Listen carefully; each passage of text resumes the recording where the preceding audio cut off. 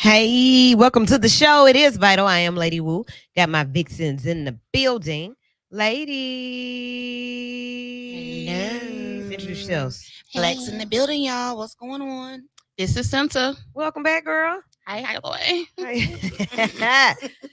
Hey, welcome everybody into the show. Thanks for tuning in. Be sure to like and share. Like and share. What? Ain't nobody else out here nowhere. And if they is, we don't care. Hey, like and share. Hey. Like and share. Okay, so yeah, we're gonna have to go to the studio. Like and share. Go ahead and get in with the Vital Vixens. We do this every Sunday night at 7 p.m. right here on V94.9 WATV. Like and share. Also in studio, we have special guests because we are all about a good time, and we have some guests who are about a good time and great causes as well. Introduce yourself, sir, in the real studio. Well, in the in-person studio. I'm Will Mack. Okay. Will Mack in the building. And in the virtual studio. What up, what up, what up? It's William Barnes. How you doing, Will? Hey. I'm great. Welcome to the show, gentlemen. Thank you. Hang tight. Yeah, hang tight. We're going to get to you in a moment to talk about what's happening this week because it is like right upon us. But what has happened in the last week? We got to go down the list. And if you're listening at home or watching on social media and you can think of something that we're missing, be sure to add that. Like, tell us, put it in the comments. Hey, be sure to talk about this, or I want to talk about that. So what all went down this week? We all know. Yeah. Who? We went to war, then. Did we go, or are we just kind of watching and waiting? We ain't minding our business, and that's my problem. Mind your business. Like, that ain't got nothing to do with us. Uncle Joey, mind your business. That man got old timers. He don't know. No. Well, he is the president of the United States of America, and he is following the direction of his whole team, I would assume. And they are all sitting down thinking about what our role would be in any of this. We are the great United States of America. We are the most super saver ever. Always trying to go in and save somebody else in their time of troubles and war and stuff. And like, why? Because we're all sisters and brothers in this great world. Don't nobody else like us. I don't know them people. Oh, but I did see that they said that they can't actually go into Ukraine because they're not a part of NATO. So their only concern is protecting the allies, the bordering countries of Ukraine. So Putin, isn't that Putin won't go in these other countries that's their allies or part of NATO and try to do some of the same stuff he doing in Ukraine. Yeah. So for those of you who may have been under a rock somewhere, even if people don't really know how to explain it, which is normally what happens when we go to war when it's not us directly. So what they're basically Russia, Putin. I hate saying this. But Mr. P decided to boss up and go over there for some stuff. Kind of sort of like going to go over there and flex, basically. And the Ukrainians are fearing and running for their lives and also fighting back as well. But at this point, it is serious. About 350 people have been reported deceased since this war started. The people are fleeing. And something that did make me look at the news in a different way, I saw a black Ukrainian. I saw a black man in Ukraine. And I was like, okay, so now I can kind of relate a little bit better because, hey, we're everywhere.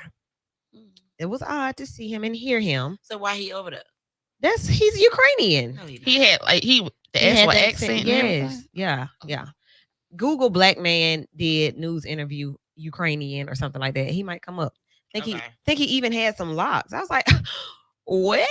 But yeah, so yeah, we're learning as we live with this whole situation with Ukraine and Russia. And I think most Americans are wanting for our government to do what? Mind your business, but it might be too late for that. What else happened this week? Ahmaud Arbery's killers, y'all ain't getting out. Okay, so stay where you at. Right. Be good with that. You got what you wanted. Be blessed. Yeah, but goodbye. That's what it is for them. Anything? What else? What else? Mr. Barnes, you unmuting. What else went down? Man, I was going to speak on that Ahmad situation. So, yeah, Come on with it. it's a good thing and a bad thing, right? Because what they're trying to do with the federal indictment is they move from the state, right? So they won the state indictment. So those guys were going to spend lifetime in prison for hard labor. DOJ comes in, and so there's a good and bad thing to this, right? So when the DOJ comes in from the federal government, what essentially says is it sets a precedent going forward that we actually can say to the world that racism still exists. So that's the positive. The negative part of this is that these guys are going to move from the state prison to the federal prison, and so that's that's a cakewalk, man. They're gonna be sitting up there in the country club essentially, and so even though it's life, it says that they ain't really serving hard time life. And so you got to just take the good with the bad, kind of mix it up. I think I would have preferred them to serve time on the state side and allow the community to continue to share the story that there was racism. These guys were convicted, and we can continue to carry that torch in that regard. So a little disappointed in how that actually laid out. But at the end of the day, we're glad that they locked away for life. Yeah. Okay. Thank you for bringing that perspective, representing the Birmingham Urban League. So yeah, thank you for that. Honestly, because I did, kind of been out of the loop this week personally, so I wasn't quite sure of all the details. I just saw that Crump was happy. I said, "Cool, that's what I needed to see." Now, in federal prison, fights still happen, right? Oh, I mean, they do, but they like food fights. Oh. You know what I'm saying? They ain't no real, Ain't no shanking and all that. Yeah, right. It's food fight. It's a country club, Well, anything can happen, but life behind bars is definitely not like it's definitely not like the freedom that we have in front of the bar. So, what else? Anything else that stuck out in the news this week for you all? You brought it up earlier this week and asked what happened to COVID. Girl. And I just read that the mask mandate is ending in New York for all schools. It's like they can take them off? Yeah, they made an announcement today that starting Wednesday, no more masks. I mean, I can get it. Like, I just said businesses, indoor places, just period. It's no longer mandated. Yeah. I just said this to family members. I was just like, yeah, have y'all heard anybody? Has anybody at your job or anywhere said, hey, I tested positive this week, we got to close down? Have y'all heard that? Well, I actually had 2 coworkers that tested positive for COVID. Okay. And yeah. And also they have a new variant that's out that they it's called BA.2.2. I don't know, but they got a new one out. And they said that it's in the United States and other countries. So they're not sure whether it's gonna be as serious as Omarion, but Omicron.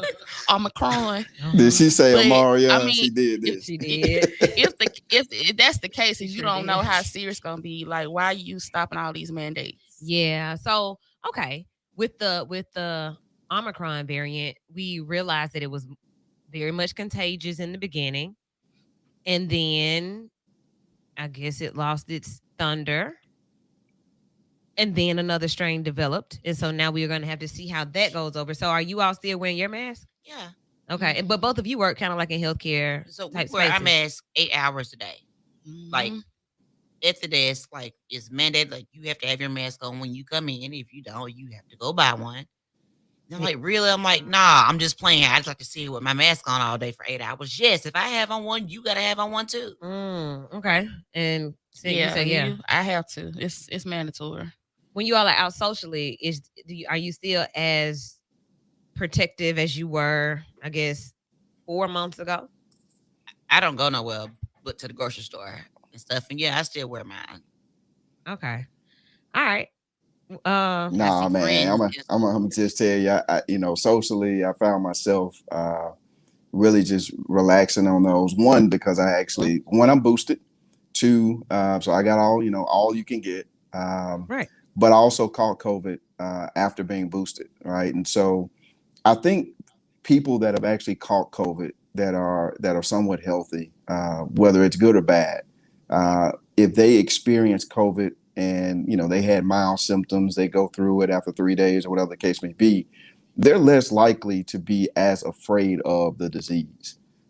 It actually has changed Right. my perspective. Right. I had a perspective that says, hey, I'm gonna protect me and my family. My mom is 65 plus, and so I had nieces and everybody running out of the house, and so we were very, very careful early on, and even through Omicron as we saw this. But I got to tell you, and I'll be honest, be the first one to admit. So our offices, we mandate that you wear a mask in our offices.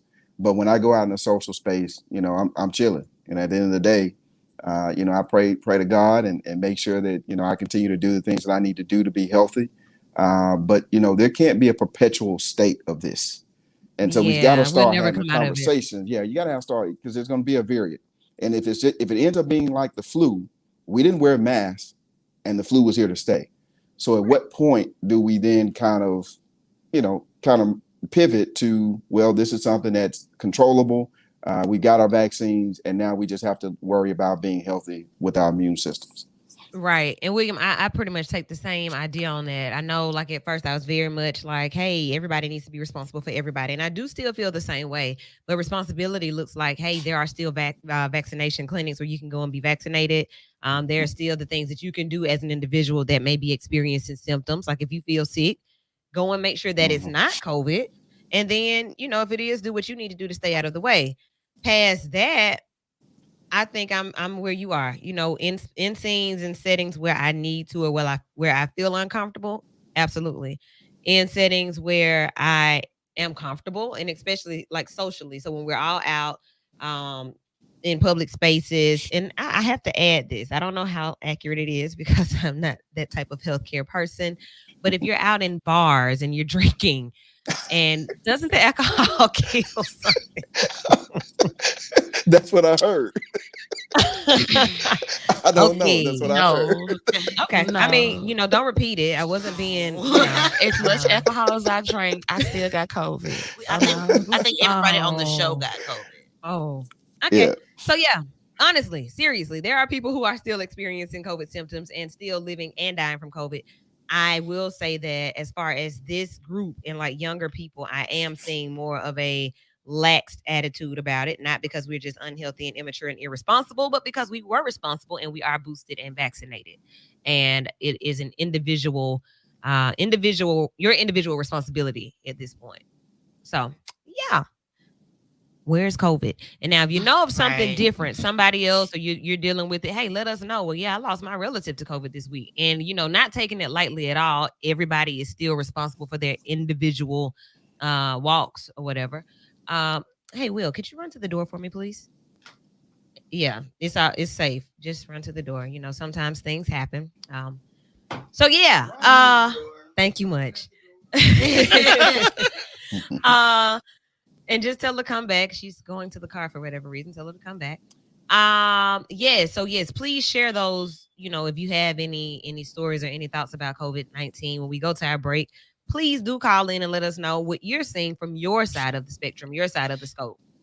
I will say this. Mhm. Those of you who are wearing your mask, the mask is pointless if you wear it on your chin. Oh yeah. Like if you have your mask on, it's not a diaper for your chin. You need to Oh. pull it up over your nose and mouth. Otherwise, just take it off. It becomes you just look pointless. stupid. Right. And, Okay. and also with the test, if you test negative and you're feeling symptoms, do it again. Go to your doctor because a lot of people are coming up with negative test results and they still had COVID. Wow. And so they may say, okay, well, I don't have COVID. Keep on doing what they're doing without getting tested again. Especially Especially like the home I was test, the just about self to say. test. Okay. Yeah, because both of my coworkers, when they tested themselves and they were having symptoms, it came out negative. And like 2 or 3 days later, that's when it popped up positive. I got 4 tests. Yeah, did y'all get your 4 tests? Mm-hmm. I didn't Yep. get mine. Did you order them? Mm-mm. So you wouldn't get. All right. Anything else happened this week? Ain't nobody sent me no link. My friends What don't the care hell? about me. Y'all didn't send me no link. The government sent. They Okay. sent it to what? Everybody To got that link. Everybody got it. Yes. I did not. I can't believe It might this. be in my spam. I'll check it later. I think Vital even. Okay, well maybe not. All right. So moving right along. that's some of the news. We'll check on some more things. We have some bigger we got to cover some other things in a different way. We're going to talk about the Supreme Court. Don't you fret. We're going to go to that, but we're going to do it a little bit later because we want you to go ahead and start making your schedule for this week. So this is tonight. You're doing what you're supposed to do tonight by tuning in, watching, and listening to the Abby Award-winning Vital Show. Then tomorrow, Mood, Music, and Motivation Monday. A couple things may happen on tomorrow. Not sure what, but definitely tune in the morning. And then on Tuesday, there is going to be a big party in the city. And y'all know we love the party in the Magic City. So tonight, to help us turn up. In studio, we have Will Mack, and in the virtual studio, we have William Barnes, who you have heard from tonight. But hey, let's switch gears a little bit and talk about what you all are doing for Mardi Gras 2022. Take it away. I'm working. No, not the whole day. Yeah. So, welcome to the show, Will. This is your first time here. Welcome. What's up, Will? Hey, you all right? I think I am. But so I'm so excited about that Tuesday, March the 1st on 2022. I'm excited to be with Commissioner Sheila Tyson and the Birmingham Urban League and William Barnes. Mm-hmm. We've partnered to bring an event to the city that has not been here. And so I'll let William give you more about his input on what we have going on, and I'll come back and end more of it. Okay. Yeah, So tell us more. He wants me to start. He'll finish it up. He'll be the hype crowd for you, Woo. So listen. The idea is to continue to bring the community together, right? So when you think about all the things that we've endured over the last couple of years, there's certainly an opportunity to make sure that there is a little laughter and joy in our life. And Fat Tuesday is certainly one that in the state of Alabama and Mobile has been celebrated for, I can't even remember when. I don't know if anybody remembers the date that's actually kicked off for Mardi Gras, but we are absolutely starting a new tradition, starting with this year.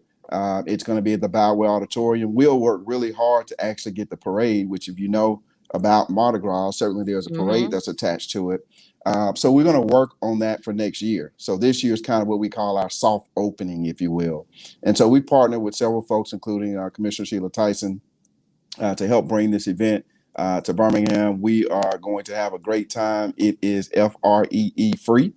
And speaking on, COVID, and speaking on COVID-19, we are asking that you are vaccinated and boosted. And we will have social distancing protocols that'll be in place as well. And so really excited about all the things that, when you think about what it is to be a part of a Mardi Gras. Will has put together a quite a fantastic show, food, drinks, entertainment. And so just excited about the opportunity to really talk about this and then build on this year over year. So everybody come out, man. March 1st, we're going to try to do it up. That's what's up. Sounds amazing. So Will, what gave you the idea to bring Mardi Gras, to do a Magic City style Mardi Gras? Well, Magic City style Mardi Gras, I feel like we need that in Birmingham because we have so many great people here in Birmingham, as far as entertainers and as far as just great people that needs to be shown in Birmingham. And I had the opportunity of speaking with Sheila and with William to have this opportunity to actually be the leader to plan this event. And just reaching out to people is what I'm about, and giving out the culture of what I love, which is entertainment. A lot of you know me as a hairstylist before of anything. So right now, I know you as a child. Why don't you be quiet? In the band and everything. And singing, right? Yes. Tell them to shout out a note. Yeah. I played the trombone. Oh. And what else did you do? A lot. In the band. What else I did? You probably was dancing. Oh yeah, I you did. Look like you used to be dancing. Okay, go ahead. Sorry. But just to recap, I'm not going to take up a lot of you all's time. I'm excited to have our own Jackson Olin High School is going to come through and give us the Mardi Gras style on the second line, and then we have Yarborough and Clark is going to come through as well, and hosted by our Birmingham's own Eunice Elliott. And make sure we all know that this event is 21 and up. 21 and that's what's up. And masks are required. Okay, masks are required. What should we wear? Like, what is the attire? Because I've been seeing pictures from the balls this weekend. They went all out. They were all dressed like that. Do we need to do that? I think you should come as you are and be who you want to be. I like it. Okay. And festive. And I also want to give out a shout out to Courtney French for being one of the sponsors for this Yeah. Mardi Gras 2022. Again, William Barnes, Sheila Tyson with the Birmingham Urban League. Thank you again for being partners with me. Thank you, Lady Wu, for having us on. For sure. So, like I said, we like a good time, but we like good times that come with purpose. Like everything that we do is vital. So I know that you all are bringing the youth component. You said 21 and up, and when they leave, we gonna turn up. I got some adult, like some music and whatnot. Should people eat before they come? Well, the concessions will be open Oh, cool, at the cool. event, and we will have drinks. I mean, it's going to be an experience for you to come. You just Okay. need to come and experience the Mardi Gras 2022 for Birmingham. You had to tell folks they coming there with a bag and all types of stuff. It's a party. It's a It's a party. party. It's a party. So look, Mhm. we're not. This is not the balls type party, right? This is, Oh, as get Will it said, straight. you come. Yeah, you come as you are, right? But no, Right. don't come dressed down. But come, come ready to party with us. It is a grown folks event. We want to make sure we say that it is 21 and up. And the idea is that no, we're not gonna sit down at a formal dinner and get all Right. dressed up and dolled up, right? So we got that in Mobile. We'll do that. Maybe next year we'll have a secondary event and continue to build on it. But this particular event Yeah. is for us to come out, hang out, let your hair down, and have a great time, man. That's what's up. So doors open at Yeah. what time? 5 p.m. 5 p.m. So you can leave straight from work and bring That's all right. your frustrations to the Boutwell Auditorium. Doors open at 5. No admission. Just bring you and your good energy. And then I heard that there will be some type of announcement being made, right? Maybe. We have several announcements that's being made. You just got to be in the Mm. place to know what's going on. We Okay, can't I tell like that. everything, right? You can't tell it all. You got to come to see. You just got to come Cool. and see. I like that. So Tuesday, Fat Tuesday right here in Birmingham. Y'all know we do things different in Birmingham. So I'm looking forward to this. Shouts out to all of you who are a part of it. Mr. Will Mack, William Barnes with the Birmingham Urban League, Commissioner Sheila Tyson with the Jefferson County Commission, and our own Courtney French of Courtney French Broadcasting and everything else that he does as well. So we will see you all on Tuesday, 5 p.m. Turnt at the Boutwell. Thank y'all so much for joining us tonight. Remember, Appreciate mask you, Will. on. Mask on, you are most welcome. So yeah, before we get to our first break, we got another vixen that popped up in here. Introduce yourself, ma'am. It's your girl, Lovely Bones. Yeah. So Lovely Bones is in the building. We've been kind of recapping on some things that are going on and that have been happening in the week. Did you have anything that happened in your week or anything that you saw, anything that you thought about that we need to discuss before we go to break? Just in our top stories. No, I didn't have anything prepared. I may come back to this. All right, cool. So we're gonna take a break. Y'all don't go nowhere. If you're watching online, be sure to share. Be sure to share and like the video. Also, if you're listening and you want to call in about anything that you heard in the first half, the phone lines are open. 994-8949. We're also going to come back and talk about Black History Month 2022. Did you make it monumental? Did you ride it out like you always do? Did you make some history? We want to hear about it. So if you fit any of those descriptions, any of those bills, call us now, 994-8949. You're listening to Vital on V949 WATV.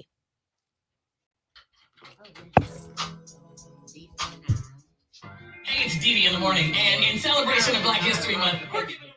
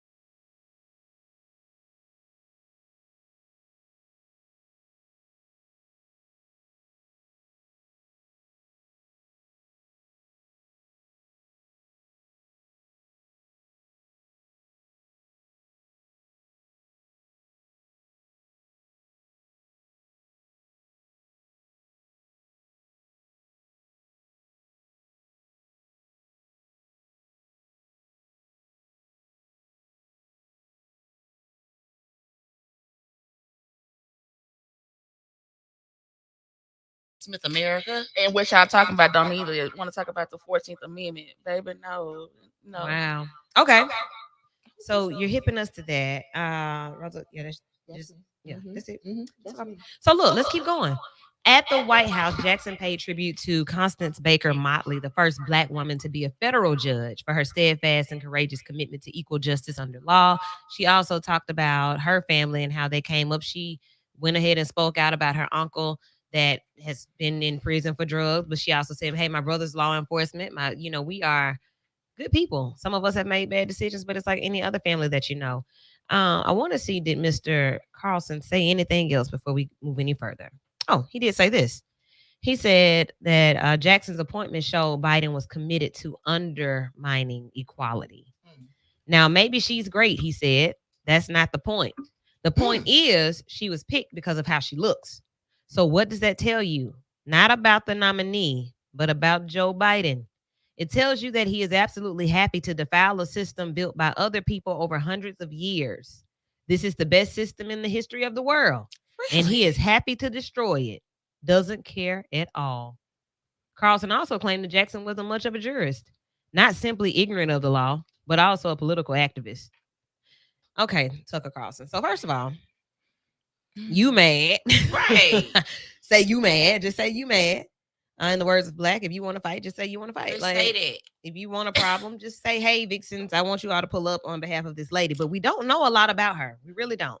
And that's because you don't learn about people until they're elevated, till they're put in position to be known about, which is why I love Vital, because you can be everyday people, not out here on the news, on the TV every day, but everyday people doing great things. We like to recognize those people and those accomplishments. That's why I said, what are you doing on a daily basis? But now we know about this lady. And on Friday, I did ask the question. We're keeping in tune with Black History Month. She has a white husband. Yes. And which I'm breeding on him as But- well. And He's I a was doctor. Yeah, I was going to state I wish that. I had some Of money course, sound effects. this is where a lot of her pushback had come from, saying that she was similar to Kamala Harris. Okay, for the correction committee, Kamala You're right. Harris. They said that's what's mirroring the fact that she is a part of a biracial relationship. Yeah, and not just that. So the look, it's all about look and aesthetics and how things appear to people. Mhm. And when the announcement was made on Friday, I did take a picture of it really quickly and posted it. The president was standing in the middle. We know how Uncle Joe looks. He's old. He has aged tremendously, even in the past couple of months. But he was standing there, did his thing, but he's an older white man in the middle of two Black women who would also have two white men on the side of them. And it could appear a way.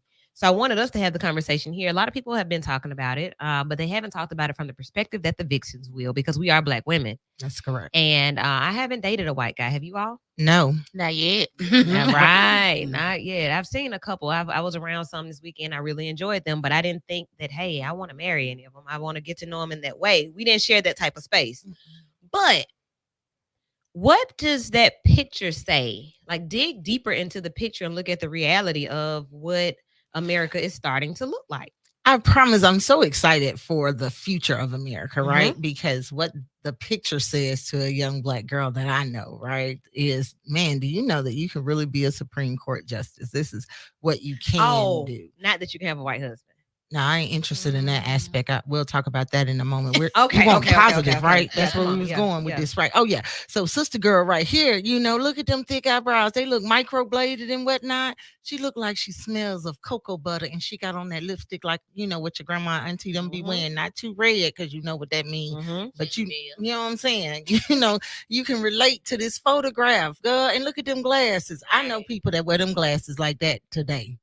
Even though she's a Harvard graduate 2 times. Hello, Harvard. She met her husband at Harvard. Okay, boom. Come So on. let's Black talk. don't know her social in a minute. Yeah, baby. Because she would know Give me a it. few minutes, because I'm nosy and I'm going to find out. So let's look at. I don't want to play that one. I want to do something else. Let's see. We'll do that one. That's cool. So Harvard. How many of us have been to Harvard? Right. What are the guys like at Harvard? Right. Don't know. Not haven't They're been around. probably though. white. Yeah. They're probably But you know, white. Harvard has had that low income program now for about 4 years, maybe 5. But how many Mhm. black kids do you know say I want to go to Harvard? I mean, quite a Mm. few when they find out they can go because they low Okay. income. Well, Okay. how many were there when she was there? Right. None. Yeah. We're Yeah, not it was gonna a play whole like that. It was a whole nother story then. Did Barack Obama go there? Was that Michelle Obama that went to Harvard? Who went to Harvard? Out of those two. Google. Let's tell Google over there. Siri, we're gonna call our in-house Siri, Right. Andrea. Tell her. So where you are plays a big part in who you end up being with, who you share space with, kind of speaks to who you may marry, who you date, how far up the ladder you go. If you stay, we talked about this with somebody else on the show, I think a couple of weeks ago, or in some other space about somebody that had never been outside of Birmingham, didn't know how to get to Hoover. Saying his dad didn't know how to get to Hoover. And I was like, wow, like, really? Yeah, he didn't know how to get there because he never went. He never had a reason to. Everything he needed was right in the area where he was from. That's what he was exposed to. And if you're only exposed to certain things, that's what you get. But then when you start to see more and be around more people, and your black man pool starts to dwindle, what? Like, yeah, if he's checking for me, where you want to go on this first date? Like, what? I'm reading past tweets of his that he's tweeted out about his wife. Okay. Are they loving and endearing? Yes. Let's hear. They're no longer visible at this point, but the Associated Press posted one back in June 2021. Happy Loving Day. I'm especially thankful to be walking through life with a brilliant and compassionate partner who still takes my breath away. Made possible by sacrifices like Richard and Mildred Loving, he wrote. Now, Richard and Mildred Loving were arrested because of their interracial marriage, which led to a landmark Supreme Court case that brought to an end of remaining segregation laws in the U.S. That's her parents? No, this just the I'm interracial sorry. couple that Okay. were, they were married. Well, they wanted to be together, but they were Yeah. arrested because one was black, Oh, one was okay. white. Okay. Right. So he paid homage to them as well in that tweet to her. So at this point, I don't really care what color you are. If it's love like that and it's genuine, do your thing, baby. Right. If she was from Pratt, I'm sure she would have married a dude from Pratt. That what kind of doctor is he? He's a he has many different specialties, but hold on, let me roll back up. Yeah, just you want to know who people are, but and just to say that, yeah, when you're in different spaces, you're able to interact with different people. He's actually the chief of gastrointestinal surgery at MedStar Georgetown University Hospital and an associate professor of surgery at Georgetown University. He also specializes in a slew of different surgeries, according to his online bio, including abdominal wall reconstruction and hernias. And we both just discussed having hernias this week. Okay, so we need to call him. Okay, so talk to you. Got a listener comment. President Obama went to Harvard, and he was also the president of the law organization. So not only did he go there, he was running things. Okay. So yeah. This is a conversation. So digging deeper into the black woman, white man role, because that's kind of what people took from it. She in there, or well, she's not in there yet. She has to get the support, bipartisan support. Like everybody got to dig it, And after what Tucker Carlson said, I'm quite sure there are other people that feel the same way. Y'all just doing it because she black and it's Black History Month, and y'all trying to make a statement and defile the government that has been in existence for, what he said, forever. It's been the best running system ever. That's what he said. But I feel like he's trying to discredit who she is because she's black. Yeah. Like, because she's black, does that mean that she can't properly do the job? Is that he said she was okay. She wasn't the best, but I guess she knows she ain't she's not completely white. Right. Yeah, he was honest about that way he felt. He said it's because she got picked because of the way she looked. And she's a woman. So she's she a got black to have, woman from Rwanda. blonde hair and blue eyes. Yes. But then she would still be a woman, but that would be better than a black woman. Oh, That's correct. Yeah. You heard him. Okay, Tucker. So look, what type of, like just thinking about the opportunities that are endless and the fact that so many, like these couple of women every now and then are able to break the glass ceiling or tilt it or, see, at least they get up to a point where they can see through it. Do we think that women that are put in those positions are actually able to move the needle on things?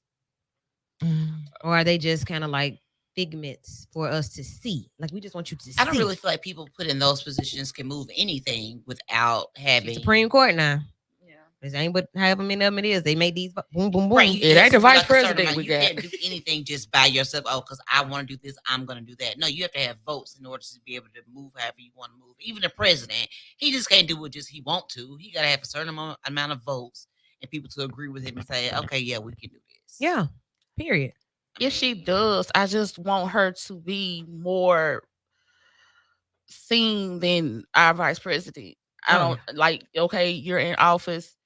This black woman, we're so proud, we supported you, and then you just disappear. You're muted. We don't want that. Like, don't mute her. Let her do what she's supposed to do. Now, I don't know that we've ever seen, well, yeah, because we had Ruth Bader Ginsburg. So you do have Supreme Court justices. This is a lifetime appointment that can still serve and be seen and be present outside of court, because a lot of times they're there and you don't even know who they are after they get in, other than Clarence Thomas, because yeah. You remember him, but who else do you remember? Because that's really all that you hear, right? Oh, the lady that passed. Ruth? Oh, sorry. Mama Ruth? Yeah. RGB? Yeah, RGB. Sorry. Same lady. That's it. That's it. Like, who else do you like? I'm like, oh, yeah, you're right. Something happens. No, she didn't get elected. Did that lady, the Hispanic woman, or Latino, am I saying it right? We're going to keep looking. We're going to look. But this is what I'm saying. If I'm a Supreme Court justice and I know that I'm one that has made history, that has made these major impacts, I would want the vixens to know me and know that, hey, when I judge, I'm judging for y'all. I'm judging on the behalf of you and all people, but I'm keeping in mind that I'm here as a black woman and that you can do it. So I'm going to start this campaign and go back into the school systems and show girls, hey, this is who I am. Y'all don't have to just do the bare minimum. You can be me. This lady made history. Yes. And I just want to give her a vital round of applause from the Vixens all the way to wherever she is, and down to her parents in Florida for challenging her and putting her in spaces to be great and black. That is correct. Okay. Yeah. It's our job to put our girls in these spaces. Our girls and our boys, don't just let them, I don't want to do that. We talked about this a couple of weeks ago. We had guests in and they were looking for students to apply for these funds and the support from doing great things in the community. Yep. All you had to do was nominate your child or children you knew that was actually doing a project, participating in community revitalization. Yeah.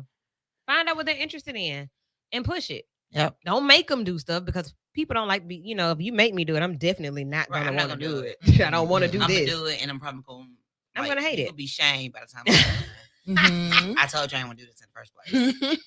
Yeah, so I really boogered it up. But if you let me find my way and then really push me or introduce me to some things and find out what works, you may be raising the next senator, the next congresswoman, the next president of the United States, the next fire chief, the next whatever it is that we're missing or whatever it is that we know that our young people can be, and even adults. If you still living, there's still opportunity for you to make history and be great. So don't give up on those dreams that you have. If you got a bucket list, just call it a dream list. I'm going to do these things. I'm going to do these things. Right. Because I see people every day on Facebook. And I don't know if it's just because of a fad or whatever, but y'all speaking out these affirmations. I meditated. I'm this and I'm that. Okay, well, make me know it then. Live it. Live it. Put it in instill it in your children as well. I'm with that. I speak to my clients about, hey, speaking into the situations. We are gonna have issues and concerns and stuff like. We are going to have those. We're gonna live our life. We're gonna be heartbroken. We're gonna be let down. We're gonna be rejected. We're gonna be angry. We're gonna have the human emotions. Right. But you should be able to speak into the atmosphere. Make me sing it. Speak into the atmosphere and say what it is that you want to be, who you want to be around. Like, look, I want to be around people who are like Sister Katanji, and then our last name Jackson. Right. Like, and he white. He white. Like, where you get a name like Jackson from? Might not be out that way. Okay. I saw him. He is now. I was about to say he definitely that. I don't know if you saw the photograph. I did, but I'm okay. We got where you going with that. All Bruh right. brunch, March 26th. All right, y'all. So coming back, second half of the show, continuing to wrap up Black History Month 2022. We're digging into some more news stories, and then whatever else it is that you have to talk about is the final Sunday in February. So on the final week, it's kind of finale. Like, we just wrap up and see what all happened, what we missed, what hot topics happened, and you get in on them. So the phone lines will be open 994-8949, 994-8949. Let me see. do we have any comments before we go to break? I see a couple on this one page. It says, no, not all white. I'm not sure exactly what part, but thank you for tuning in and watching. Mr. Charles Brooks, we appreciate you. Let's see what else we got. Mm-mm-mm-mm. I have to find the different streams because some of you all are you're watching in different places. So I have to go to these places to see what you're saying because I don't want to leave you out. So I'm headed over there. Ladies, you all have any on your side? I'm pulling. I don't have any on my side. I just have a lot No of people watching. comments. So, Yeah. good evening, everybody. Thank you for tuning in wherever you're tuning in from. Okay. I'm looking. Hold on, because I see it now. Okay, yeah. So cool. Be sure to comment, like, and share. Like and share. And then that way we'll know that we're everywhere. Shouts out to EJ Maiden for basically screenshotting his search bar, and I just happened upon it, and Vital Show was in it. So that, I mean, he's the homie, but you never know who's watching and who's listening. And so we want to make sure that you all know that we see you and we appreciate you. Let me do my shout outs from this side before we go to break. And I see some people that have gotten off or were watching for a while, like James Witherspoon, Ashley Smith, Lamar Dennis, hello, Ryan Golden, Leanne Asusa, hey to you. So I see you there, and then there's somebody over there on the B949 page watching, and then even on YouTube, Lady Woo's Vital. Go over there and check it out. You can catch all of the shows there as well. Who y'all got on your side? Shout them out. Tell them hey. I have Deandra Duncan. Hello. Hey there. Damian Washington, J.A. Scott, Danielle. I have Deshauna Monet, Rico Vaughn. What up, Rico? What up, bro? Yeah. I have Maria Moreland, Carolyn Cram, Aja Whedon. Hey, Aja. And Neosha Miles. Looking for life insurance. Hit her up. And Sheena Lock Oasis. You know who twists me up. I got Tiffany Stemmons Dunn and Ramicia Albright, and I got Kimberly Williams. Hey, cuz. Hey, Kimberly Williams. Okay. So welcome in to all of you. Be sure to like and share. I'm gonna keep saying it so that you'll know. Like and share. So that you will be always a part of what we have going on. You'll be able to tune in and talk about these topics with us because I'm sure you talked about it and talked to people that didn't really want to hear your opinion, didn't care what you had to say. We care and we want to hear it.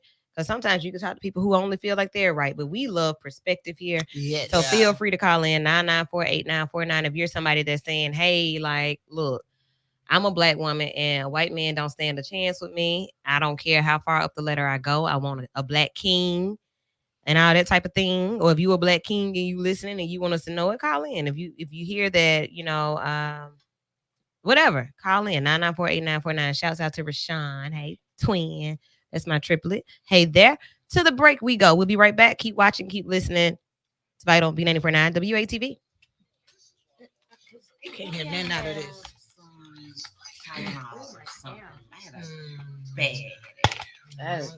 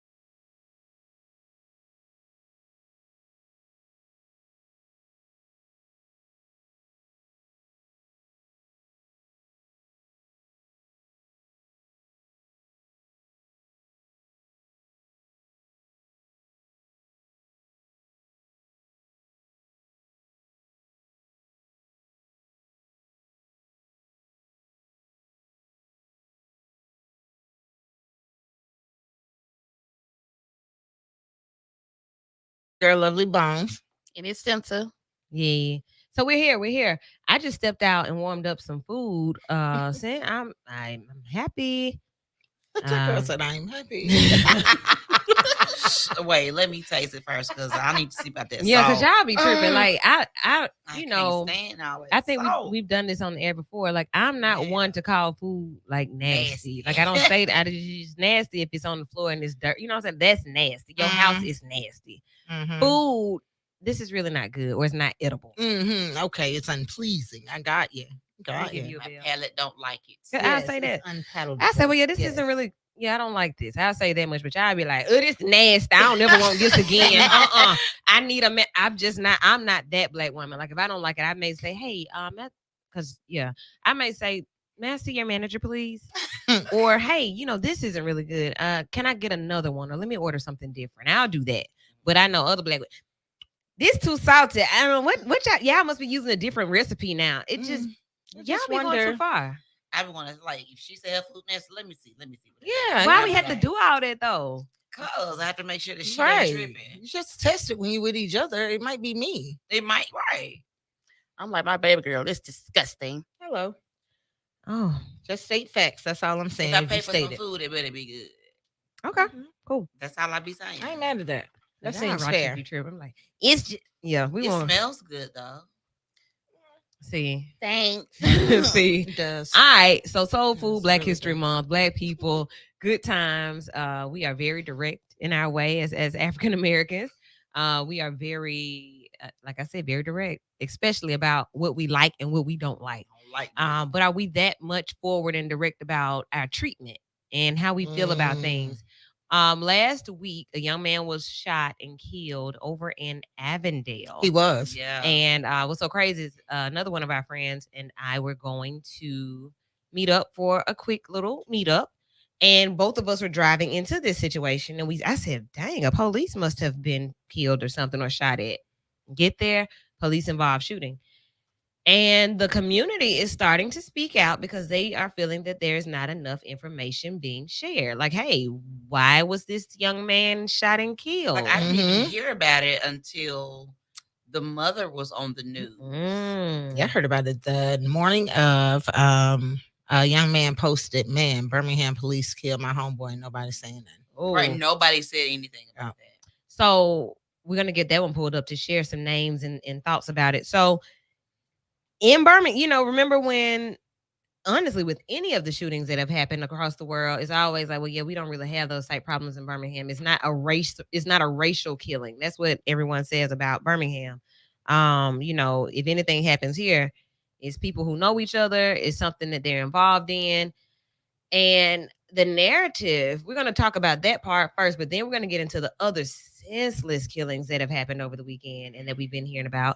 But this one in particular, we're going to start there because everybody's just like, hey, y'all ain't talking about this. And we need to know what really happened. Why was he shot and killed? Could this have happened? Could it have gone down differently? So the street story is that, he was a suspect. The police saw a suspect. He started running and they shot him. That's the street story. It's simple like that. Have you all seen anything different on that side? And also, they don't have anything of what he's suspected of. That's what the police was saying. They're not saying what it is that he was. Yeah, we need that to of. be said. It's Right. well. What kind of suspect? So the young man's name is Keelan Rashad Connell. A man previously labeled armed and dangerous by police has been identified as the person fatally shot by Birmingham officers Wednesday evening following a foot chase and armed confrontation. He was 27 years old, and just last month had a murder charge against him dismissed after a witness reportedly recanted her story. Wow.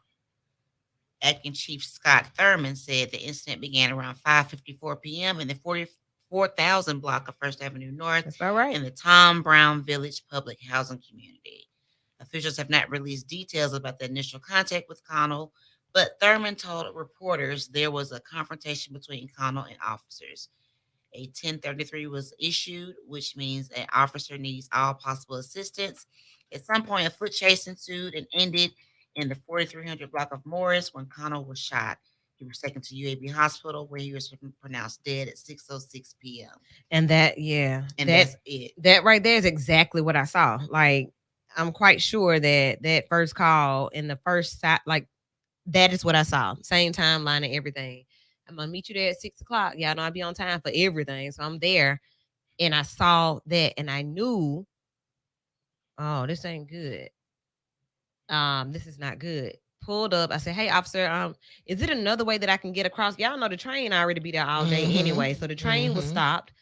And I'm like, is it another way for me to get? And I wasn't thinking of the way because I didn't know what was going on. He had his gun drawn. Like, this just happened. Gun drawn, everything. Ma'am, make a U-turn. I was like, cool. I'm gonna cool play. I'm gonna bust this You you gotta talk to me like this and get the hell on because I don't know. I did not know what was going on, but we knew that it had to be something with an officer involved. So, do you think that it went down that way because of his record, even if it was nothing going on at that moment? Because here on the article follows his record, and that's nothing of what his mother described in the news conference. His mother described him as a nice young man that would help the elderly, slept with him till he was 15 years old.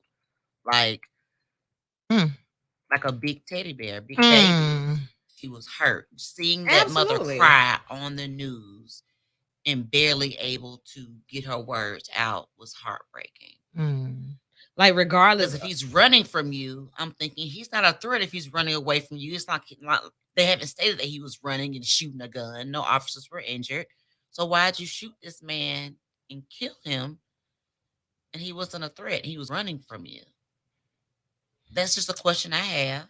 Not saying that anybody's wrong or right in this situation, but why shoot someone running away from you? Because I know I've been told if I have an intruder in my home and they're running out of my house, I can't shoot them. Because at that point, they're no longer a threat.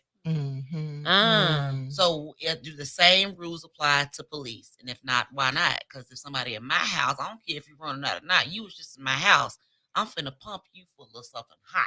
Yeah, and I may just have had the opportunity to get to my gun. That's in some people's situations where it took me that long to be able to react. Like, I catch you on the way out.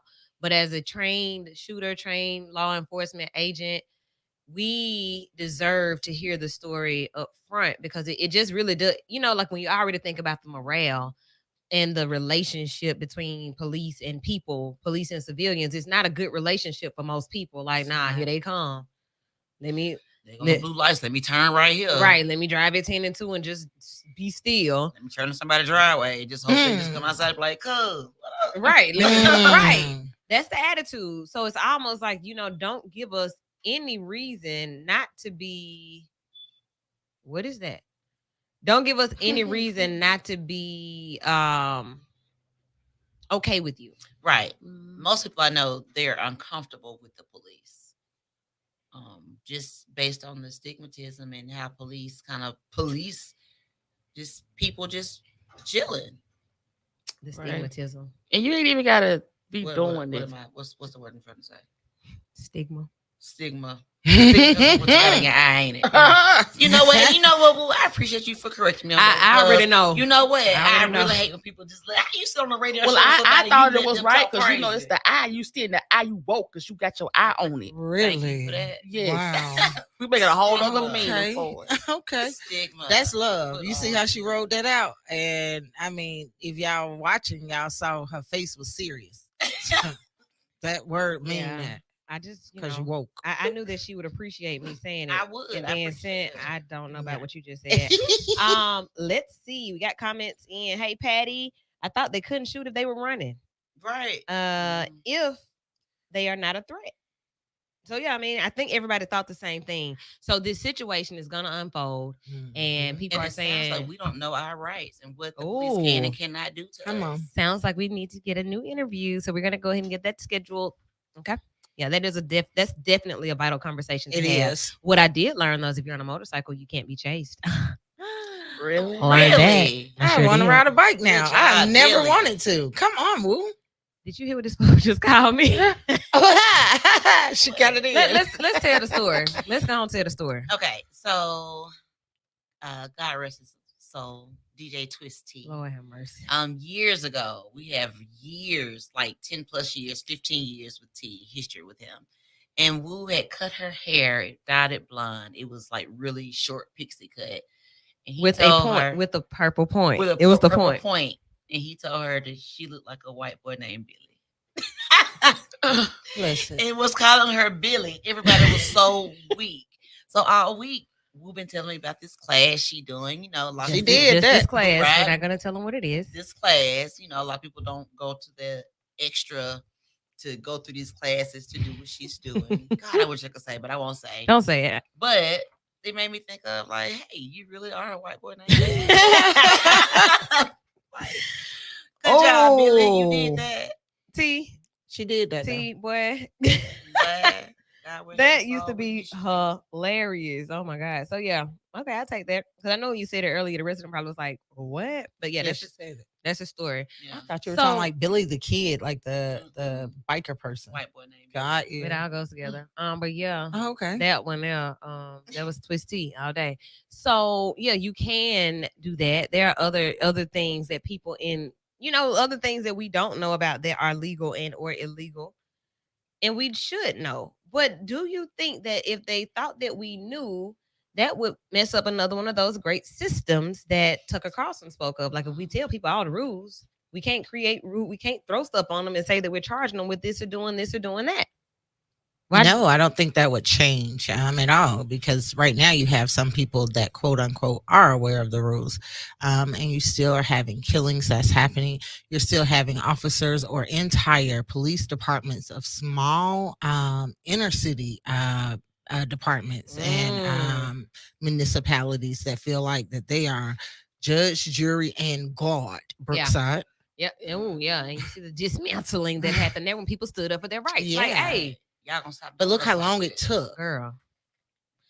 One of those stories, a lady said that she ended up standing on the side of the road at night because her car was towed and something else and something else. What happens to those officers? Where do they go and work after they leave Brookside? Another police department. Right. Mm. And they just continue to slip through the Ooh. cracks. Ooh, conversation, baby. Like this is what's happening right now on your radio. So if you want to jump in on it, 994-8949, it brings up so many different points and topics to discuss here as we wrap up this Black History Month. Birmingham is like a chocolate city. And somebody made the point about where this particular shooting happened, right at the tracks, right where people say cross the tracks, things are different. Over the mountain, things are different. We were going across the tracks to socialize, and it's rare that you see people from cross the tracks coming across the tracks to socialize. And the reason that this is not being discussed so loudly is because, hey, we are gentrifying this area. We're That's not going to correct. talk about the fact that these projects is right over here over these tracks. Because they won't be there long. That's what somebody said. That was a perspective that somebody gave. It don't fit in. So what do y'all think about that? The fact that these different things are in play in front of you, and it's like, well, I can see that. I don't want to believe that, but I could definitely see that. I mean, you see how you watch it on TV a lot, but like in Brooklyn, they're always talking about how it's so gentrified there. Mhm. Like nothing's the same. Like, and so when you go over to Avondale, and even like with downtown, it's like, okay, what's down here for me?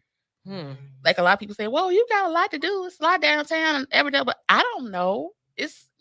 Look who's predominantly over there. Even though Birmingham is Black, what's over there that we would really enjoy? But okay, so what makes something for me and not for me? Just because the person who's over the establishment is not like me, color or or either like me? or No, most of the I think patrons. I can answer this. I think we deserve nice stuff too. We Well, shouldn't have to go like- over the mountain to go to nice stuff. Well, I can answer Mm. this for you. What makes it for you? It must be culturally inviting. And most times it is not. Most times it is purposefully built in a stiff manner to make you uncomfortable to come in. Now, don't get me wrong, because over the mountain can come in and get as loose as a goose. And, whenever they get ready, sweaty to the point where you like, sir, do you need a towel? Or ma'am, please, But if you did it, it is thought of as, what is going on, right? It's just, unfortunately, It is a vibe. That's what makes it for you. It is a welcoming atmosphere. It is the fact that my dollar means the same thing as over the mountain dollars. And most times, quite honestly, they don't believe that until you literally show them like I got money. Like you were saying, like you make this certain aura. So if I come over there and you don't want me there, I'm going to come up with certain rules. So where if you come in looking like this, you dress like this, you can't come in my establishment. I'm going to close it down and move it further away so you won't come. But versus us, we're not gonna do that. Like, but you know, My car work. but you know, some of us gonna be like, I ain't gonna drive all the way out there. But with us, if they come where we at, oh, what's up? You come to the barbecue. We You welcome are me. that We way. do, Yeah. yeah, we do invite everybody. Come the on over here to barbecue. where we are. But see, all right, think about it though. I've gone to a bar where it's predominantly white people, and they are friendly. They buy Yeah. you drinks. Mhm. They, hey, what's your name? Like they are. I guess it just depends on the type of black person that you are and what type of energy that you bring. Yeah.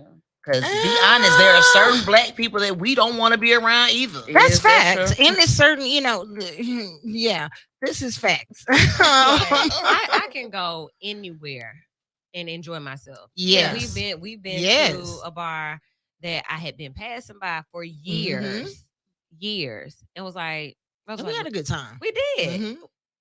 If the white girls would have stayed off the jukebox, stop trying to use my little credits, but like past that, oh, we had an amazing time. And I haven't gone anywhere where I felt like this ain't for me. I need to go. Yeah, I've never been They- anywhere like that. They looking at me crazy. Now I have been in some places where you could tell that they weren't used to me or to, they weren't used to seeing us be able to navigate the space. Babe, watch this. Right. I go to those places just so I can show you we're not all ignorant. What's up? We're I'm not in all like I'm in here to navigate the space. right. I purposely have worn a dashiki Stigmatized.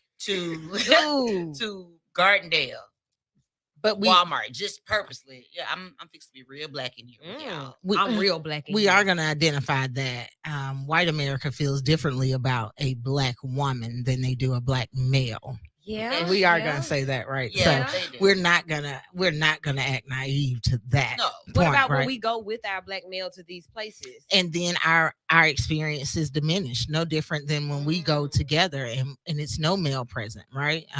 We don't have those same handicaps, no different than the rules that are set that mostly stereotype black males, right?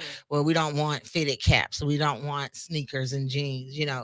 It mostly is geared towards black males because you can wear your boat shoes that's got laces on the front, but they call penny pinchers or whatever they call, but they made from Nikes. Yeah. And if he wears them, then these are sneakers and he can't come, right? But if I wear them, they're back to boat shoes, Cargo I'm just a woman. shorts. Okay, so y'all remember when the venue in the area over there where we go over there too. I'm here. Hello. You gonna take these $10 or not? Hi. And now y'all sign ain't up there on the bill. Right. So this sign it went down a long list of things about a dress code.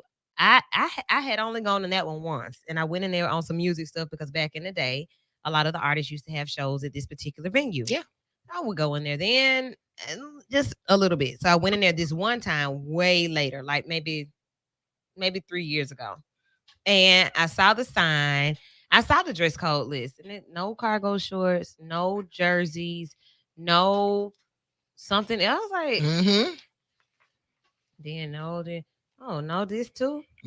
No black people, no black men. Okay, I don't want to come here then. So That's right. That's what it says. Okay. Then there was another one in another area that had a sign similar. So we've been to places, we have our own venues where we say you gotta go take those shoes off and put on. You gotta dress up to come in here.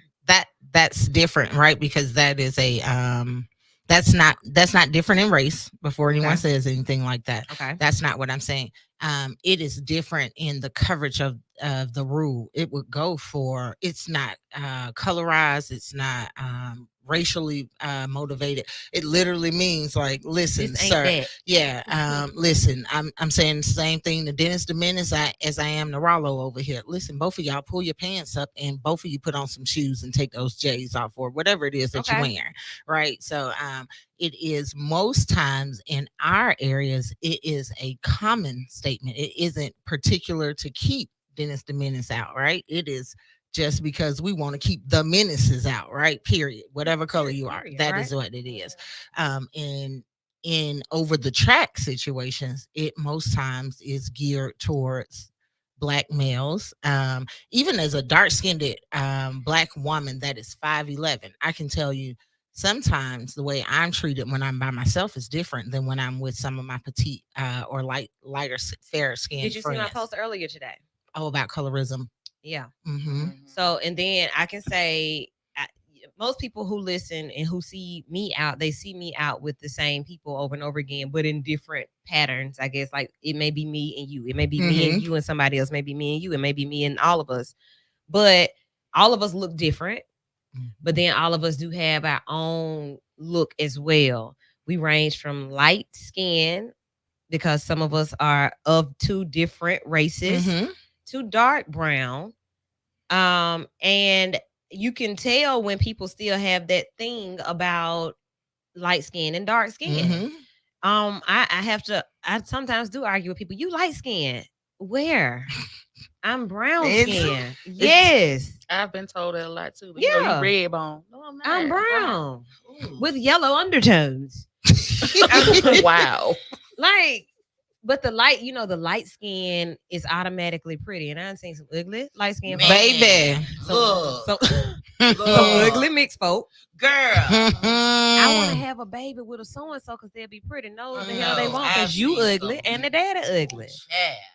Yeah. Now, now the pureness of the chocolate, cannot be denied. Like when I just, that has ruined a lot of us because we feel that we're not good enough because we're not as light as our friends or not as light as our siblings. Think about siblings that have a light skin and a dark skin one. My daddy is the brownest of his siblings. His siblings could be white. Really? He the brownest? He's the brownest. Shall be offense. They are really light. Yeah, they are. Child. My grandma I thought he was light. You see? Right. So it's about perspective. Like, what's light to you?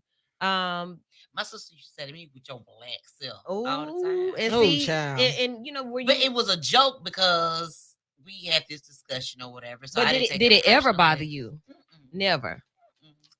It bothered me. But it bothered me, and I did not know it, and I'm upset that it bothered me. Because it was like once I found myself, it was somebody was walking up to me and knew exactly who I was, knew what school I went to, and was like, "And your sister, she looked like that." I'm like, "Yeah, girl, yeah, you look just the way you used to look." I've been fine my whole life. Say that again, because I got some statements to make to a few of y'all from my childhood. Because I was so pleased that day. I was like, "Say what?" Like I've never had a thing about my skin tone. Really? Ever. I did have a thing about my shape though. When I went to school over the mountain, I had a butt and hips and stuff. And generally white girls don't have that. And they talked about me. So I felt self-conscious about my butt and my hips until we moved to the west side. And then it was I was about to say, they talked about me too, but it wasn't a negative. It was I'm on it. So it was always positive for you. Yeah, I went to black schools and I was skinny with a butt. So, it was like, they was like, look at that thing there. Moving to the west side was the first time I ever heard thicker than gumbo. And it took me, I was 13. Like, when we moved over here. And I was like, y'all like this over here? So I can stop tying my jacket around my waist and hide it? Wow. Thank you. Okay, let's talk about hair. So there's been this thing about hair in the past several years. I can say maybe 10, 15 years where natural hair has taken storm. Everybody in this room is locked. Yeah. Set is locked. This thing's loaded, baby. Got a little hang time popping. So like, you think about it, right? This is a thing. Like, people have embraced natural hair. There was a time when folk wanted slick, curly hair. I wanted good hair. Think about how ignorant folk were that wanted good hair. Oh, she got good hair. Bring her over here. She got good hair because all you gotta do is put some wood on it. I mean, go to the point where you was pregnant, you go rule somebody's head that had good hair because you think your baby gonna have good hair too. Ignorant. Oh man, got a That's head. real, You though. know, he like her because she got a head full of hair. Mhm. You sound stupid. Right. That's That's what you true, though. sound.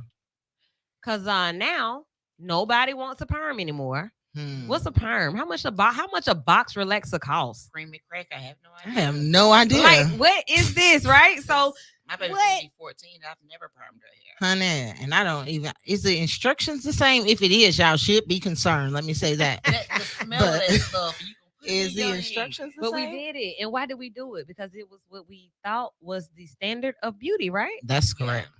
Well, I don't that, and here is another perspective, right? We didn't know how to care for our hair Just because gonna the say that. only standard of beauty where care was allowed was the European standard for hair, right? So it wasn't that our that everyone was running from their natural state, but I didn't know how to care for it. I didn't know how to manage it, right? And they So didn't have very many We didn't black have hair all these products, right? that's correct. Had, So how would pink I? oil moisturizer, Mhm. Vaseline, and That water. come Right. on, come on, Or and- and have that wide brush. You had to have that the brush with all the space in the middle Good and whatnot. times. Good times. You know, So my mom kind of had like fine hair, Mhm. and my hair is very coarse. Oh, look and at her back with then it was proper coarse and verbiage. thick. Of course. And so Fine. I had to be strapped down with the straightening comb, and it got to the point where I sweated a lot. So my mom would have to straighten comb my hair every morning. I come home, you got to do everything. So she was like, I don't have time for this no more. You finna get a perm. And I was like 9, 10 years old. Like, you got to get a perm. I can't keep doing your hair every day. You come sweat it out. It's thick. You crying. We fighting. No. Luckily, my mom knew how to braid, so I wore braids a lot growing up. I used to wear them little braids, but I got tired of it. I used to have braids, all types of braids. If it was a braid, my mama could figure out how to do it, and I had them. I wore braids all the way up through to college, and then I decided to lock my freshman year of college. On my 7th birthday, I cut my ponytail up to the rubber band because okay. Yeah, my sister girl, no, my sister. sister was in the dance and this was my party. Hold up. Let me get this attention back. Listen, look at this. So I'm okay. I did. And then my mother, she one up me and gave me a jerry curl. And luckily I could fight because say something you want to. This is not coming to America. But then after that, we got the perm. And Lord, you talking about a shedding fiasco. Look, God. Then, I ended up with the teeny weeny afro. Everybody started out with that. And Yes, girl. You went had to from wear a there. headband. Girl, I want to look like a girl. I got to have me a headband collection because now I got this little y'all. I'm so glad you're tuned in. You're listening to the Abby Award-winning Vital Show. We talk about real life. Right now, we are talking about real life, the Black experience, the Black experience being Black in 2022. How we fared for Black History Month, and just the experience. It's such an experience being Black, and I know it's an experience for people being who they are too. But this is one that wasn't always appreciated. Right. It wasn't And respected. nor was it pretty. Yeah, it was not. always ever. fun. It was not. And now, the things that we were once ashamed of, we're embracing. I love to be the only Black girl in the room. I love to be the only woman in the room. I love to be able to, you can look at me and think what you think about my piercings, tattoos, and color hair. But let me speak to you about something. child. Right. Hey, let me show you these credentials up here on this wall. Hmm. Let me show you these things that I have. Since people like things so much, I got some things to show you. Let me tell you about some experiences that I've had as a Black girl growing up in Alabama. Right.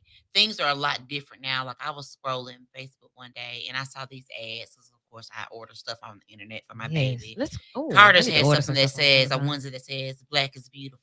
Mhm. A lot. Gerber has some stuff that says Black is beautiful. Old Navy has. Oh, Black let's stuff. go there. Let's go Target there. has this whole section of Black History They do. Month stuff. They do though, but But we gonna were go there. growing up, Mhm. that was not available to us. You're right. We went to Mahogany Bookstore in Western Hills Mall. Shouts out to the Adidavos, and got all the Black books. So some people did grow up in spaces where they folk being Black. Because I would think the most Black, the Blackest of eras were the ones right before us, the 60s Oh and yeah. 70s, where people They were were not really proud. ashamed, Yes. right? They were still fighting for it, but the fight had already happened. So now we can celebrate being Black. Man, I got the biggest fro in the school, so people Yes. sit behind me can't even see the desk. They can't see the board. I got the I'm rocking power fist, and I'm My ooh, bell I'm bottoms black. belling. Ooh, yes. Right. Ooh, we I'm black. black, y'all, and I'm black, Hey, y'all, and hey, I'm blackity hey. black. Oh, my goodness. The blackest radio you've ever heard in your life right now, with Lady One, the Vital Vixen. So yes, like this is when it happens. So you would think that by now we came through the 90s, we had black on TV, like in the 90s. Oh my goodness, the black TV and family. You started to see it late. Oh You started to man, see it was so it, awesome. was. It was. man. Okay, black music. Oh, they even had single black fathers in the 90s when you think about sitcom Flex and that girl, his daughter. Yeah. Yep. Sure did. She made me think about Two that. of us. The two of us. Yep. And I'm trying to see what it was. So we love Good Times. Good Times showed the struggle, and like TV and music, entertainment really mirrored life, and we had a lot of those strong examples. Now we watch a lot of trash, but it does mirror life. Like we Life is just trash. So this is more about the black experience. We got to start living out loud. Vital. We got to start living out loud. Woke and wealthy. We got to start living out loud. All the great blackness, bizarre. All of the, I mean, everything, almost everybody and everything that I support and am a part of is black. So if we put us first and then start tearing down these ceilings and breaking these walls down, it will make all the sense in the world. Like I'm all up in mine. Now we're gonna get over here and start getting all up in yours. That's correct. Or start creating our own lanes in your stuff. That's yeah, right. because it's not yours, it's ours. This is God's great world, and all of us can have some of it. Yeah, you shouldn't be offended when black people walk in the room, even if you use the N-word at home. You don't say it because we out call loud. you whatever we call you at home. So it's okay. Just don't say it when we together. Don't be rapping in the car with us like it's cool and you get to that part. Because I'm gonna look. Right. So yeah, that's the Rude Side White Friends. We love our people. You know, we love our friends, but Absolutely. this is what this is right now, wrapping up February 2022. All right, we're gonna take a quick break. We're gonna open the phone lines up and talk about your black experience. 2022 being black in 22, crime and violence. We've gone over a lot of the spectrum, from food to our children, to relationships somewhat, to our appearance, our energy, and our attitudes about our appearance and about our experience. We want you to get in on it too. Great conversation right here on your radio right now. V94.9 WATV. We're on Sunday nights. The V stands for Vital. We'll be right back. Coco said, great conversation, ladies. I had to tell her, thanks, Coco.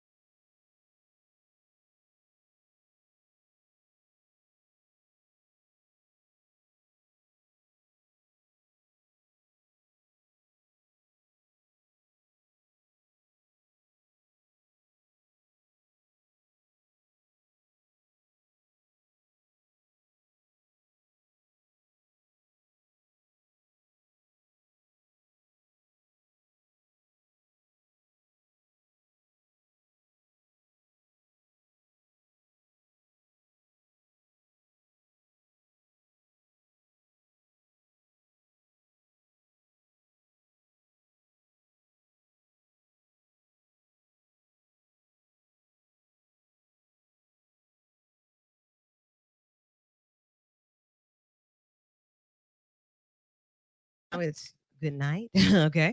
So we'll check you out in the morning, Mary J. Welcome back to the show, the Abby Award-winning Vital Show right here on V94.9 WATV, where the V stands for Vital, on Sunday nights. And we are wrapping up the month, Black History Month, February 2022. Being black in 2022, I mean, we are talking about all of it, what it looks like to be black in 2022, black women, the black experience. So the phone lines are open throughout the show. You can call in 9948949. I'm gonna try this. I don't see the call ID, so don't get on here playing and acting crazy. I'm gonna hang up immediately, okay? Caller, you're in with Vital. You got a question, comment, or want to add to the conversation about your Black experience or not in 2022? See? Okay. Caller. You're in. Hello. Hey, you're in with Vital. What's your Hey, how you comment? doing, Wolf? How I'm, you doing, man, Wolf? I'm great. How you doing? It's your boy Marty McAllen ends, right? What's Hey, up? I want to say something about that police thing. Oh, You go know what I'm ahead. saying? Go ahead. That's a law back there. That's a law. Anytime you run, the police don't supposed to shoot. You know what I'm saying? Always Right. they shot, they shot him and killed him. They had a gun. That's on the way. All right. Thank you, Mike. You know what Mike. I'm saying? There's another thing. Mm-hmm. I want to say something about that black thing. You know, to me, black history is just on federal. To me, that's every day. All right. Cause you know, cause I don't look down with my black women. I don't look down on nobody. Cause you know, to me, black women they look good. I still call them my black queen, my black sister. Yay. So Thank you don't you. supposed to look down on black women, but right you don't supposed to look down on nobody. All right. Mike. Thank you for tuning in.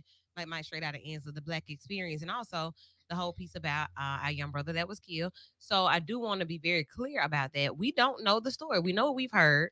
And what I we just read. Yeah, and what you read, and we're waiting to hear. We're waiting to hear from the police department about whatever it was, if he had a gun, if he pulled a gun, whatever. But we are waiting to hear. We just want to talk about the experience, period. Like the experience of being black. Um, Even the idea of being black and like how people think that trouble comes with that. Mm-hmm. So let me tell you something. I just thought about this. In one of the classes I was in, there was a conversation about somebody being a sheriff in Fairfield. Mm. Okay, so I'm all on the other side of the county, and when it was said, so let me tell you the makeup of the place or the space that I was in. I was the only female, only black. Hmm. It was a white guy from another country, and then there was a young man that was biracial, and then two other younger white guys.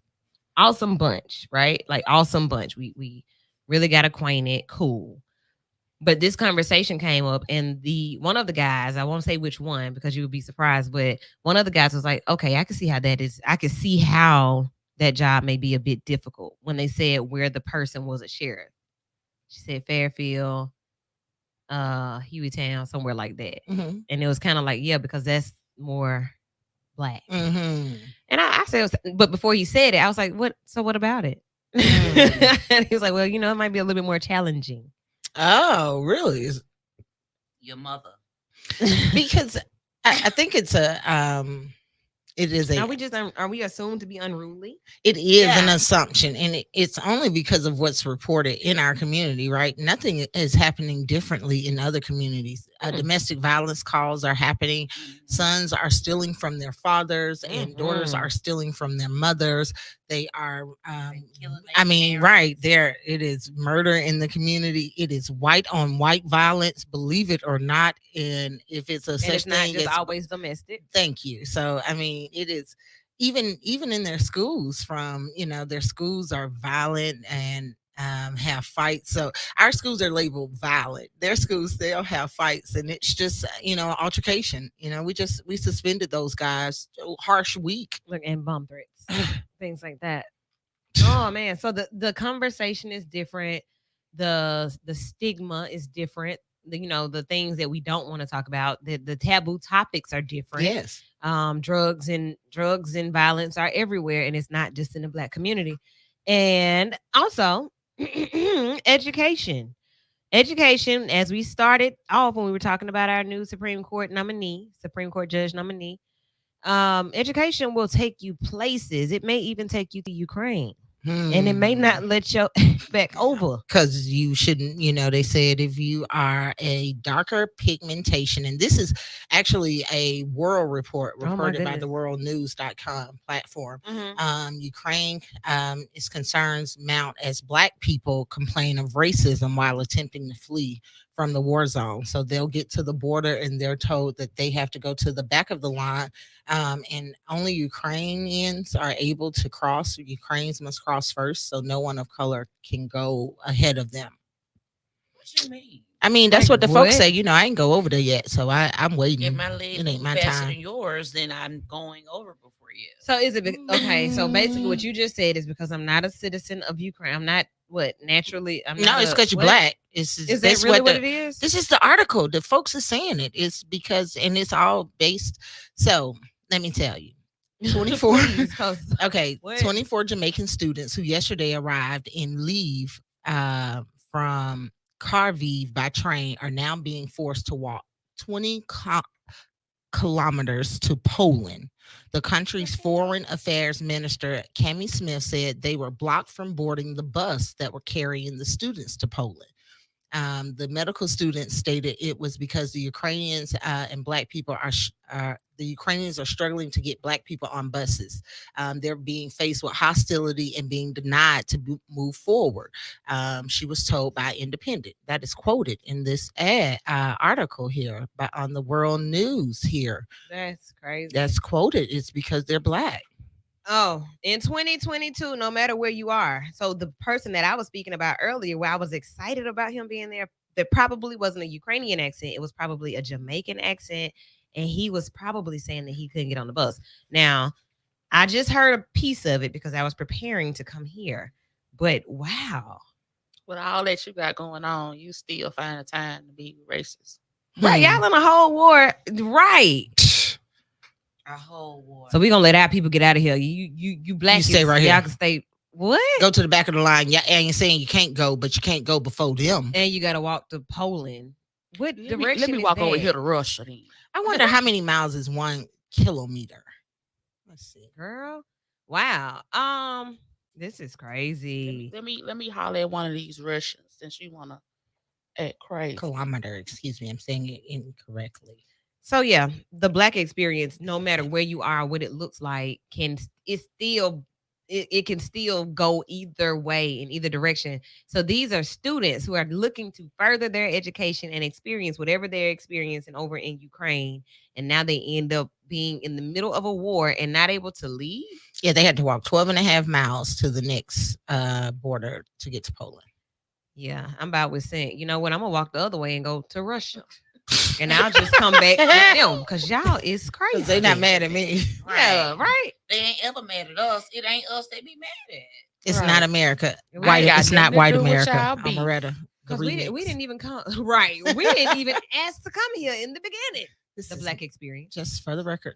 We don't even like, our ancestors was not like, hey, pick us up and take us over there. I'm gonna tell you something I learned though at Brenda Brown Bosom Buddies Black Caravan. We did a ride, Black Pride ride.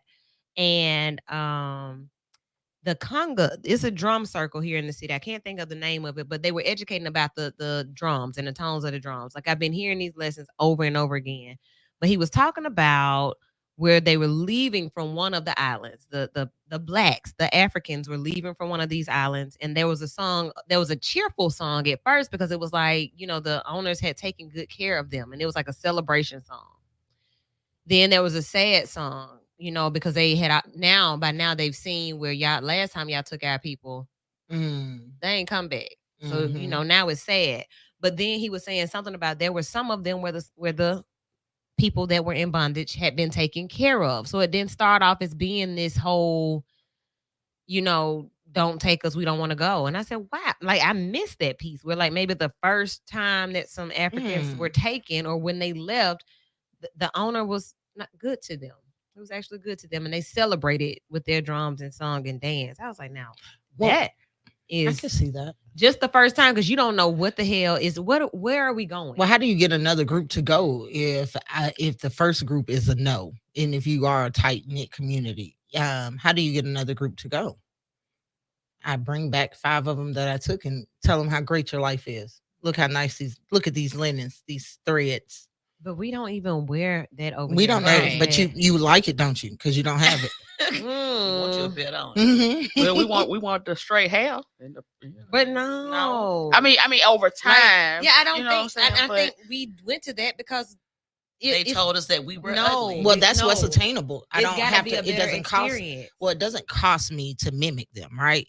Oh my God, if I grow up and that's what's beautiful, you have straight hair. Yeah, let me do that. Yeah, I could do that. I cannot buy a plantation. I cannot afford housing. And where I stay at, I'm going to have Johnny Ray drop me off 3 blocks away so that I can walk down to where I really stay at, right?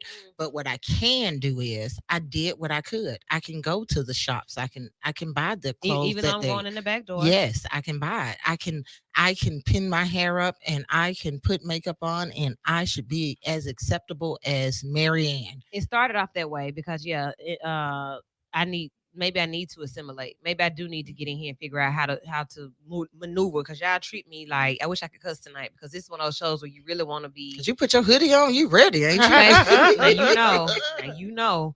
But just thinking about the Black experience. So like to start off, you kind of want to get in a space and figure out how to move. Like this is not natural for me to be in this space. So let me look around and see how they move. And okay, so she got this bouffant on and this thing going on and she's talking like this. And okay, so maybe if I do that, that'll keep me out of trouble. I won't get beat or whatever. Like I need to start trying to figure that out. Oh my goodness, this is really crazy. And I thought y'all were gonna take me back home. And I'm still here and I have had several birthdays and some children and I'm working for you. And this ain't it. I'm having your children. Oh, good. You're abusing this. Oh, now I'm seeing what the hell is going on. Now we got a problem. Okay. So then fast forward to Rosa, you mentioned something about hair again. Fast forward to Madam C.J. Walker. Yeah. Fast forward, and that's just one of many because you think about the one that was the other lady who who say that she stole her shine. So like all these other people who started to find their own way. You know what? We're going to do our own. Yep. We're going to have our own boom boom rooms. We're going to have our own churches. We'll have our own bank. You know, we're going to do our own thing. We're going to make our own clothes. And I'm going to make my clothes better than theirs. Okay? We're going to have our own schools. We're going to teach our own children. We're going to do all our own stuff. How about we just do all our own stuff? Then the bombing of Black Wall Street. Burn it down and tear it up because now you're mad because you want us to stay dependent. But then here we are, the Black experience in 2022. What is different about it now than what it was then? It seems to be more awareness, right?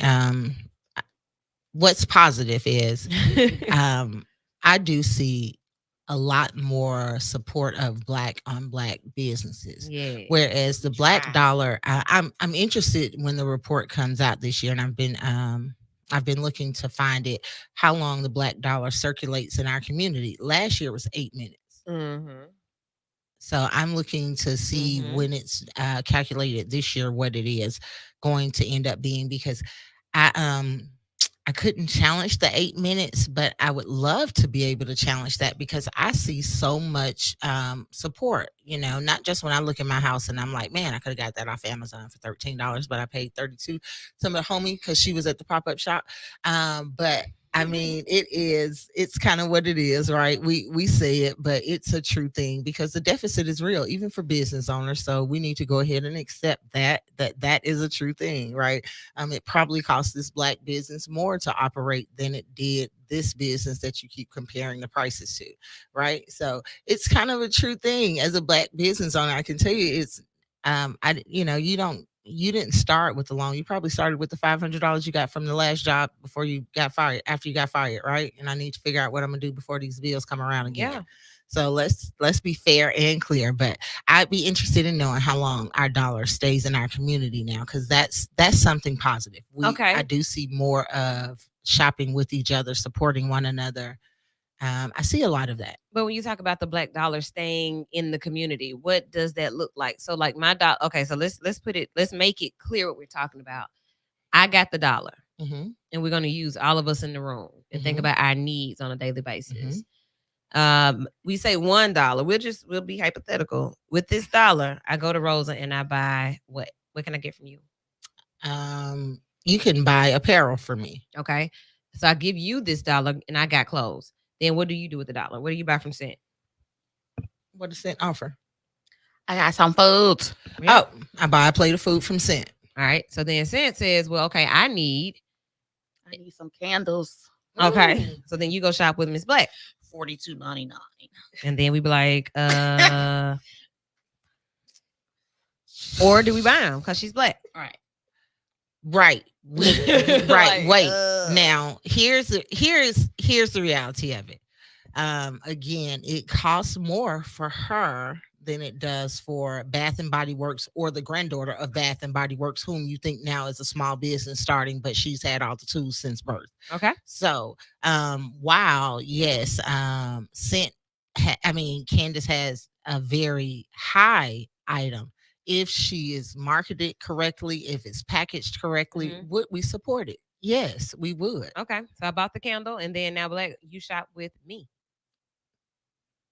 I mean, yeah, because I support my sisters. So what's the service? Therapy. All right. So you pay me, I get my dollar back. It's still in my community. Then I go from my office to buy advertisement with a Black radio station to promote my business. That Black radio station then uses my same dollar, and they go and support an event, a Black geared event or something like that, or they give to a nonprofit that's Black based. So the dollar continues to circulate. That definitely should last more than 8 minutes if it's intentional, right? Right. That's why I'm interested in knowing what the number is this year, because it feels like, and it's just in our area, and it's not just in our area. I feel like this whenever I travel, I really, I find out where's the Black owned businesses, where where are the small businesses, where are the trade shows happening, where are your pop-ups, right?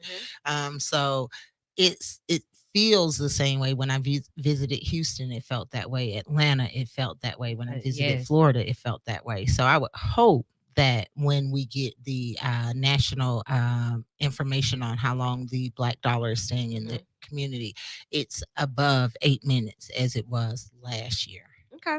We can make it happen. I mean, I think that there, even if it's a brand, feminine products, the Honey Pot brand, I think everything you need almost you can find. And I don't even say almost. I'm quite certain that anything that you use on a daily basis, everything that you think about, you can find within your community or not far. Even when you look up like on Etsy. I like looking at Etsy because you can see who the seller is and like where they are, and you can send them a message and say, "Hey, I like your products. I'll be shopping more." They write you back. I just got some dope patches from Etsy.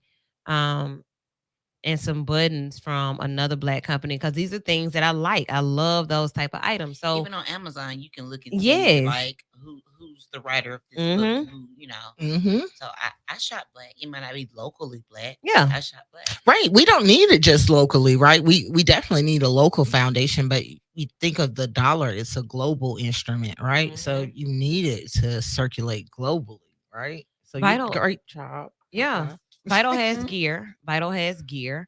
And we've had gear for a long time. We've always had shirts and hats and stickers and just stuff. Like, we've had different things because we want everybody to say it with their chest. I am vital. And I think for the last day of Black History Month being tomorrow, we'll start tonight. We'll start right now while we're on air. You can pre-order, or I won't even call it a pre-order. You can get the Black History deal. We got to run buy one, get one half off. Okay. Buy one, get one half. I mean, because they are so reasonable.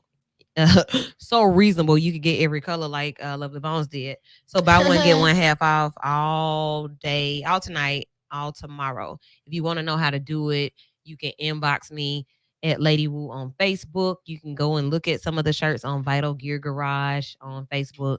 You can look up Vital Show on Facebook. Send a message. Like, all the messages pretty much come to the same place. I want a shirt. I want some shirts. I need some shirts. So you can rock the Black brand. Rock Vital. Be vital. Yeah, like I am vital. You'll say it with your chest. You can wear it with all your fly shoes. Like, I got different colors for me for that reason. Like, me too. Oh yeah, they gonna match with my kicks. Yeah, we like fashion. So you can do that. You can get your favorite team colors, your school colors, everything that we talked about as far as being Black. Yeah. You can create your whole experience and say it with your chest. I am vital. So yeah, inbox me if you want to do that. Even call in right now, 994-8949. What else? When you were talking about colorism, I immediately thought about School Days. You remember that scene where the girls were in the beauty shop and they were dancing back and forth? And I just like, what those lyrics say? Because I remember all I remember it saying was, "Oh, you're a jigaboo trying to find something to do. Talk about good or bad hair, whether you're dark or you're fair." Right. Yeah. One of the lyrics says, "If a fly should land on your head, then I'm sure he'd break his legs." because you got so much Girl. grease up there. Dear, is that a weave you wear? Huh. And They- then you got Sandy Spurs. You're Oh, you got it. cockabug standing Yeah. all over your head. Yeah. And this was the light skinned girls with long straight hair versus Talking to. the dark skinned girls with short, natural, or just natural hair. And so then before we get out of here, this takes us all the way back to the top of the conversation about black women and black men in relationship, and then like white men or these black women having white husbands and what that looks like. Kamala Harris looks how she looks. She's also biracial. Because the first lyrics are, "Don't you wish you had hair like this? Then the boys would give you a kiss." Okay, boom. So then you think about our men and how they look at us. You know, like, well, yeah, I'm the brown skin friend, so I need to write a song about that. I'm the brown skin friend. If you pick the wrong friend, pick again, something like that. But nowadays, I find more guys who don't really like girls who wear a whole lot of makeup all the time, and they don't like girls with a whole lot of weave, and they don't like that hair. I know one guy that said that's a dead person's hair. I That you got promise on you, your head. They don't really like it anymore. because I wasn't thinking about getting a perm, but I was thinking about starting over, and I was saying, man, I'm interested in getting a comb out.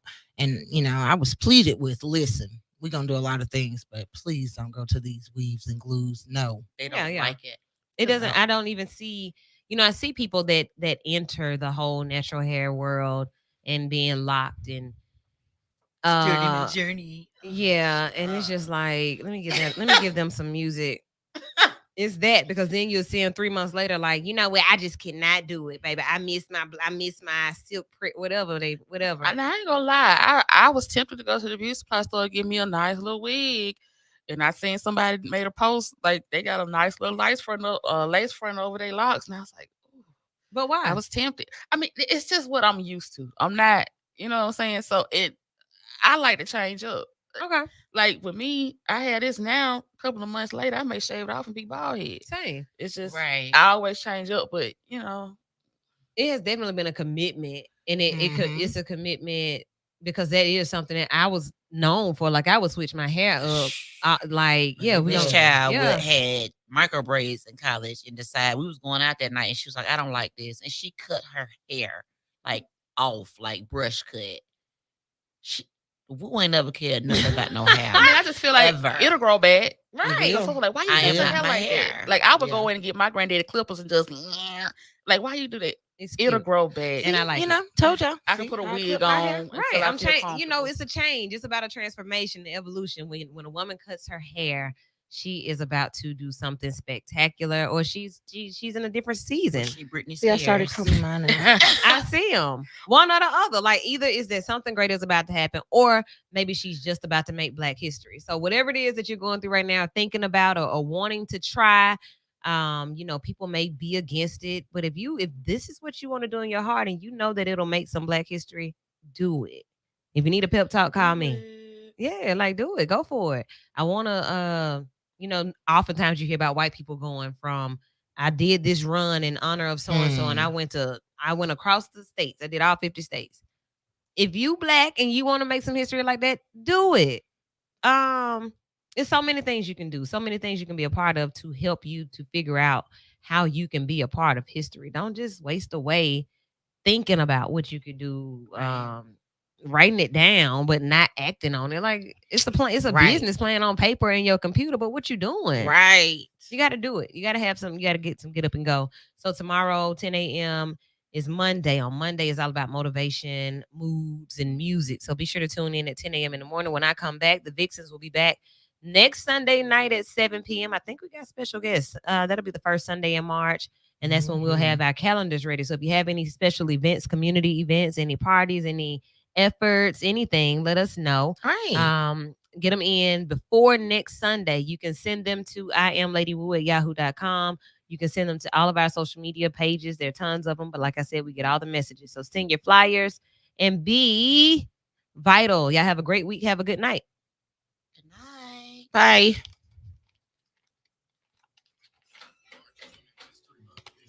My head hurts so bad, y'all. You gotta finish. You gotta eat because you only got a spoonful of food. Awesome show, everyone. Y'all be sure to tune in tomorrow. Have a good night. Be safe. Share the video. Share the video. Share the video. Y'all have a good night.